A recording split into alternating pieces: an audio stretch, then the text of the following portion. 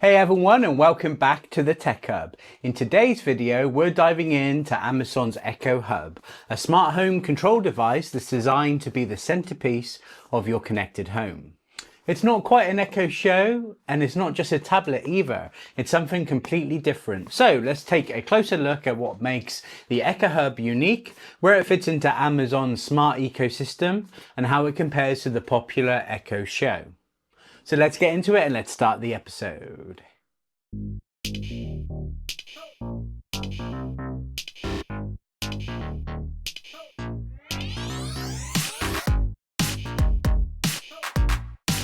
Okay, so I've had this delivered about 3 days ago and I've not touched it because I wanted to do an unboxing and setup video, and in the future I will do a review video as well.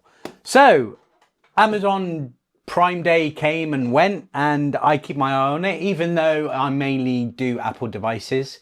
I've started branching out for Ring devices and GoPros on my eBay store. And I used to have Echoes everywhere. So I used to have just the smart speakers, and then I started getting the ones with the screen, and then I completely changed and just got HomePods everywhere. Now, of course, Apple do not do that screen yet. It's rumored, it's been rumored for a while. Hopefully we'll see it this year or next year, which is rumored to be the HomePad. But for now, I really wanted a device to touchscreen control my smart home devices at my front door, literally, so for the whole family could use it. I didn't know this existed until I saw it on a Prime deal, and I was like, Echo Hub, what's this?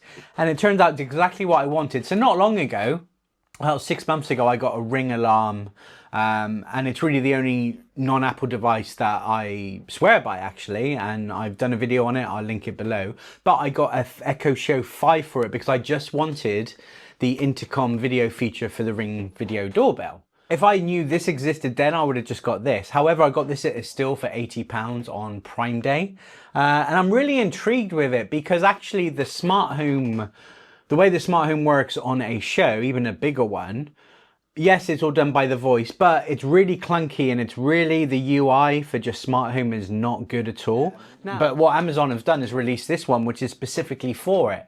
So after watching a ton of YouTube videos, I thought I'd go for it. And yeah, so this video is kind of all about me setting it up, my initial impressions, unboxing, setup, and then, like I said, in a few weeks I'll do a review to see how it's going. But this is the ideal device I want until Apple's come out. So here's what we're going to cover today in this episode. So a bit of a background on what the Echo Hub is and why Amazon made it. The full list of specification and standout features, how it differs from Echo Show lineup. We'll also do an unboxing and a setup. And finally, we'll go over the pricing and whether it's worth adding to your smart home. Again, it's down to your use case. I specifically want a tablet thing at my front door. Yes, I've tried doing iPads before and it's just not worth the hassle. It's just not unique enough for it. So I want something specifically for it. So let's get into the specification. So the Echo Hub was officially announced in late 2023 and was released in 2024. It was designed as a dedicated smart home control panel rather than a general purpose Alexa display like the Echo Show. Here is a breakdown of the key specs and features. So it's got an 8-inch touchscreen display with adaptive brightness and a clean wall mountable design. The processor has Amazon's AZ2, which has a neural edge chip offering quick on-device processing for Alexa tasks. Connectivity-wise, it has Wi-Fi, Bluetooth, low energy, Zigbee, Thread, and Matter, giving it broad compatibility with modern smart home devices. Now it has a smart home dashboard, so a streamlined interface for controlling lights, cameras, thermostats, and all routines all on one screen. As for privacy, it has a physical microphone mute button.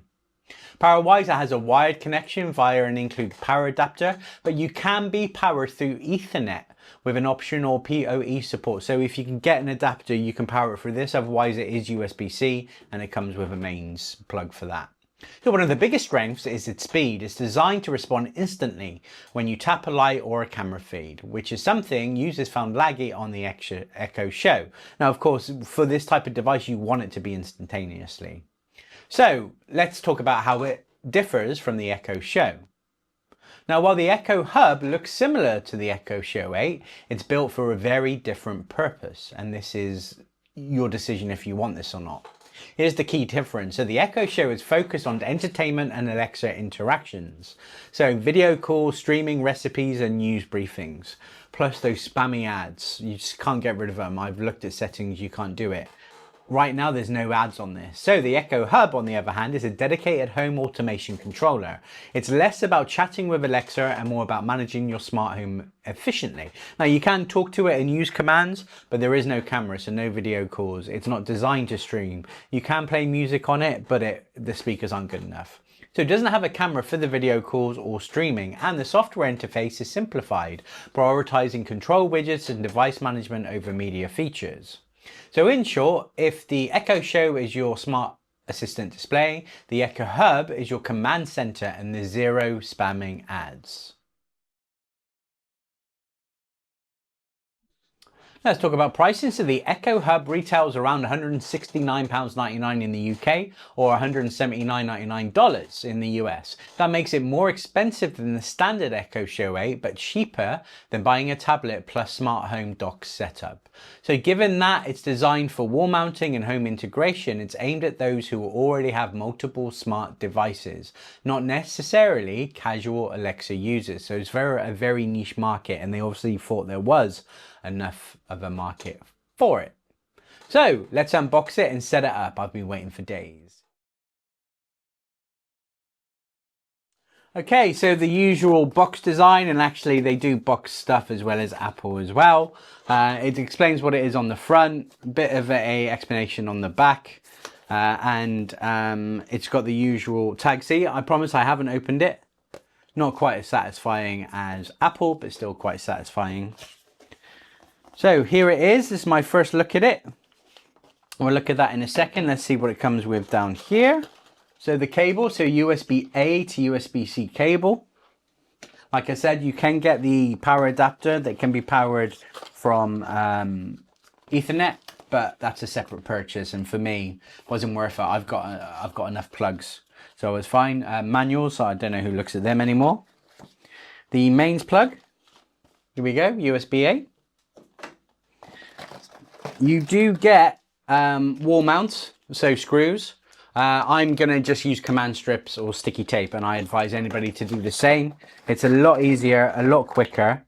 And here is the wall mount. It's not very heavy, so it should be pretty easy, and just sticky tape will be enough. But you can stick it on if you want to.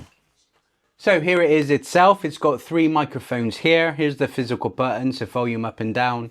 You can mute the microphone. There is no camera. You can put the cable around here, and this is where the cable comes at the bottom.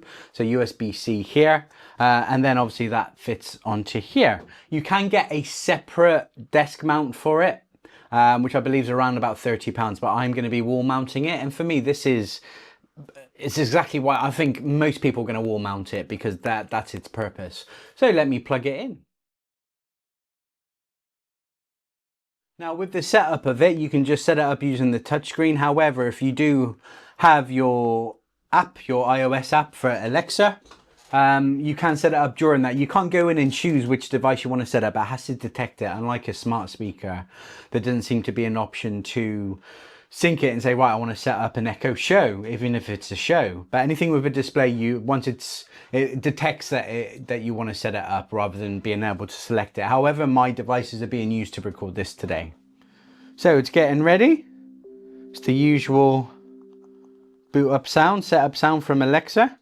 So I'm not going to put it on the wall in the video today. I'm literally just going to get it ready here, give you my initial impressions, and then I will do that future video as well. So we're going to choose English. It's very responsive. Ready for setup. Yes, indeed. So I'm going to choose my Wi-Fi. It is really responsive, actually.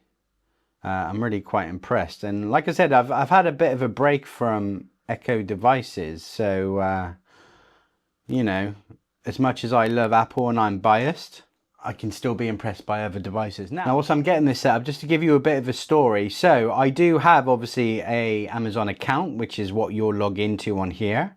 However, mine was it was haven't been used for a while. There was so many smart devices on there that I just don't have anymore, and it's no longer possible to just log in. You used to be able to log in online to see all of your home devices and nuke them, so you could remove all your home devices and start again. That option is now gone, so you have to individually go in and remove them. So I did set up another account when I got the Echo Show 5 a few months ago. That's been working, but for some reason these last few weeks the tiles for each device where you would touch it on the show had disappeared. She'd still respond to my voice. I could still control stuff with my voice and the routines worked, but the tiles were gone. So I was worried with this one. So I've set up another account. I did report it to Amazon and they're looking into it. No quick fix. And I've looked on the internet and a lot of people have had this. So I've set up another account this morning in preparation for today, and everything right now is showing, but there seems to be a bug. Do report it to Amazon and I will keep you posted on it if they fix it. So basically, if you log into this or any Echo device and you can't physically see the tiles for your smart devices, you need to report it to them. And a quick fix is to do another one.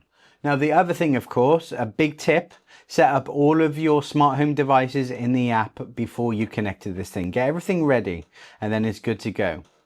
On that note, if you are into the home ecosystem like I am, you'll have a Home Assistant set up. Now, I've got Hue, I've got Switchbot, I've got Ring. Big tip for you, instead of enabling all of those skills, apart from Ring, you have to have Ring. Don't bother with Hue, don't bother with Switchbot, because this stuff is all in your Home Assistant. Just expose those entities from Home Assistant to Alexa. If you'll know what I'm talking about if you're into Home Assistant. So instead of having multiple, maybe duplicate entries, just use your Home Assistant to say, right, these are the devices I want to share with your Alexa device. And it's so much easier, and like it prevents duplicates as well. So that's another big tip from me as well. So what this has done is detected that I've got another Echo device in here. So I am just logging into it. Okay, I'm all logged in. Just agreeing to terms. Okay, I'm choosing English again. It's naming my device. So this can be called my Echo Hub.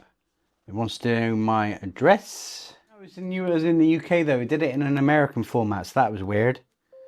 It's class that I'm in Europe and it's British summertime. Device updates available. Device. Okay, I'm going to let it, so it will automatically update. I'm going to leave it here and hit pause and I'll come back when it's done. Okay, so it has finished updating now. So it's asking me which room that I'm going to have this in. Now, again, it's a good reason to have your smart home already set up. So my room's already set up. I suppose you could add a room if you haven't already.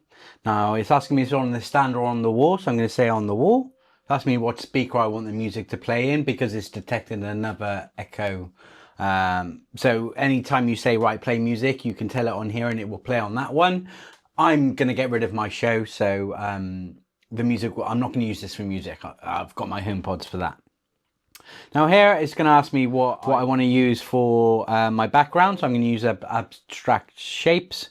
You can, if you sync your Amazon photos, on the Photos app, it will sync with this.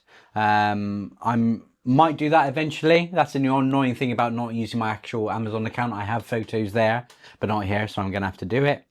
I'm not going to set up any more profiles. It's just going to be one profile on here, but you can add your home profiles here if you use family sharing. Again, another annoyance that I can't use my original Alexa account because it's not working. The tiles aren't showing. So it's nearly done.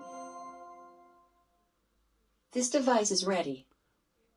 I really hope the tiles work. This has been like a bit of an adventure. Well, I say adventure, just like I just know those accounts, if it's not showing in the app, it's not going to show here. So it's automatically turn off the display in low light. Yeah. Here we go. It's anything in the hallway shows up on the first tile because it knows it's in the hallway. Then I have my cameras. So that's really cool, actually, to have a view of all the cameras. Now we do actually have 5 that are set up on here, but that's the 4 here.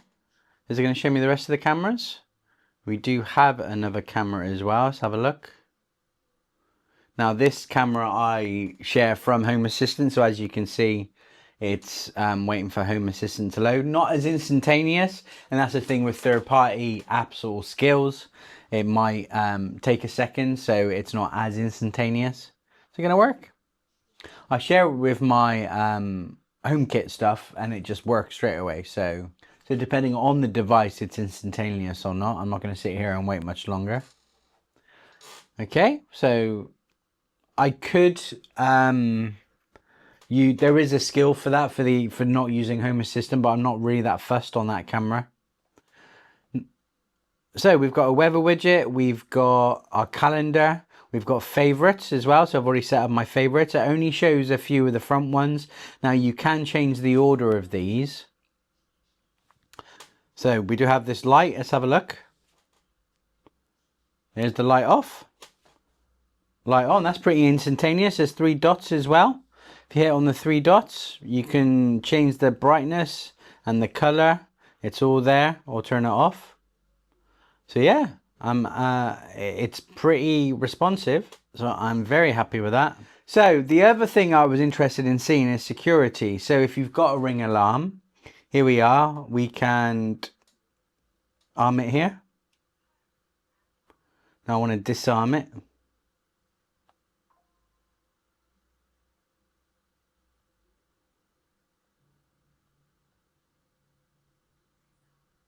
There we go, and disarm it.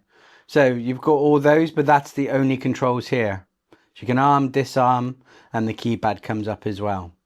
That was another thing that attracted me to it. So that's all I'm going to have a look at today. I'm going to play with it for a few weeks. I'm going to set it up on my wall, and hopefully I'm actually going to use it as intended. So I'll report back in a couple of weeks with a full review. So to wrap things up, the Echo Hub marks a big step forward from Amazon's smart home ecosystem. It's clean, fast, and designed specifically for managed connected devices without the clutter or distractions of an Echo Show. If your home already has Alexa devices, cameras, and smart lighting, the Echo Hub could become the perfect wall-mounted control panel to tie everything together.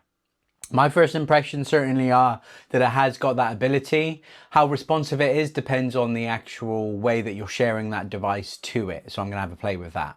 But if you just want a smart display for your media or video calls, the Echo Show will make more sense. So if you've got no interest in smart home, don't get it. So thanks for watching this episode of the Tech Hub. I'm going to play for this for a couple of weeks, and then I'll be doing a full review of that. If you enjoyed this video, don't forget to hit the like, subscribe button, and tap that bell icon so you don't miss out on the future reviews and smart home tech guides. Let me know in the comments below if you're going to be getting one of these, or if you already have one, and what's your thoughts on it and how does it work for you. So please follow me on Instagram and Threads at TechHubWiltsUK. Check out my website at www.techhubwiltsuk.co.uk, and I'll see you in the next one.